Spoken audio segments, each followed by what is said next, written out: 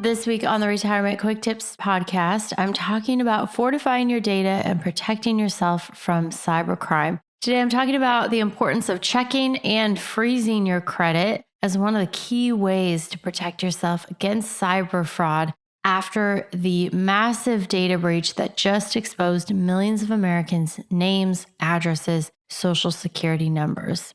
Okay, this is scary. It seems to happen way more frequently and with much larger breaches than it used to. So freezing your credit is key because even if thieves have your information, it's much harder for them to use it against you if you freeze your credit because it will prevent new accounts from being opened. Now, it's not going to prevent everything. If they have your password for your bank account and they can gain access to your accounts. I talked about this yesterday, the importance of phishing and not providing that information and making sure that that is secure. But in terms of somebody using your information, then go and open a credit card or something in your name, you can prevent that by freezing your credit with all three of the major agencies. That's Equifax, TransUnion, and Experian.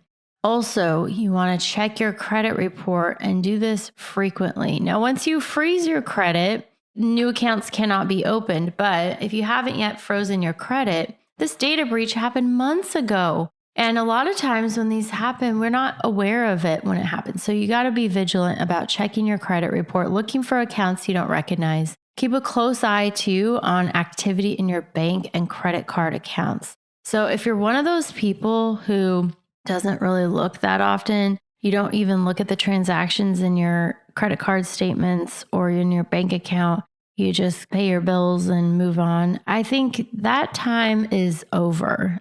In the world we live in today, with the prevalence and how often people are gaining access to bank accounts and stealing money, and how easy it is in many cases, because a lot of us have, I would say, bad cyber hygiene when it comes to keeping our data safe. I'll talk more about that in future episodes this week, but we don't have the best hygiene. And so it's pretty easy for fraudsters to target and gain access to accounts. But you can stop it early if it happens. You can stop it early by just keeping a very close watch on your transactions. Like get in the habit of every week, every couple of weeks, looking very closely at the transactions in all of your accounts. It's also a case to be made for don't have 5 different credit cards. You don't need that many credit cards. A couple, 2 or 3 at the most is more manageable, and you don't really need more than that. But yeah, if you're having to keep a watch on your bank accounts, your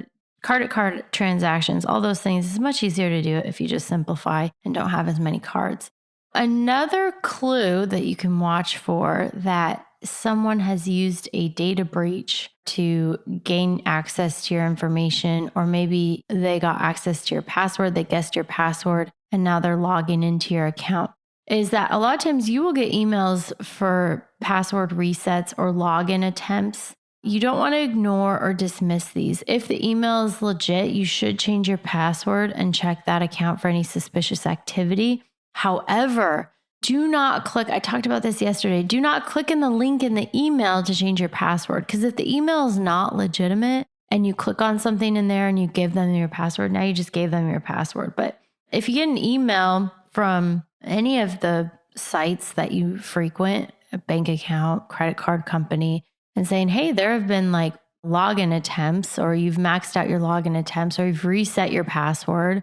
Again, don't ignore these, but you want to go to your internet browser where you would how you would normally log into the account and go in and change your password that way rather than clicking on any links. And that will prevent a lot of the phishing scams that I talked about yesterday.